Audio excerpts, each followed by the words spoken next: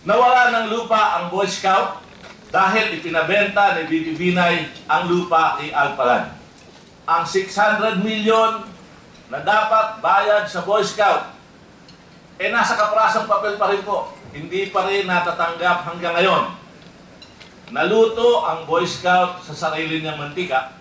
Pinayagan po ni BP Binay na mabawasan ng Alpalan ang share ng Boy Scout sa Alpalan deal.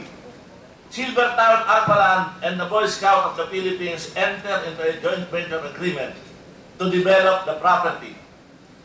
Ang sabi po, the Boy Scout would get 15% of the project while Alpalan would get 85%. Yan ho ang nilalaman sa joint venture agreement. Aaminin ko po sa inyo, Senador, aaminin ko na rin po sa sambayanang Pilipino, aaminin ko na rin po sa mga kasamahang pang Boy Scout. Ako ho ay may malaking kamalian. Ang kamalian ko po, nakumbinsi ako ni Mr. Gerald Limlingan.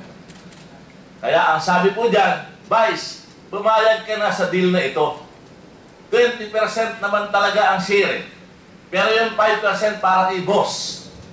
Ang tinutukay po niyang boss noon ay si Mayor Jajamar Binay. At yun daw po ang ilalaang pangkampanya natin bilang presidente.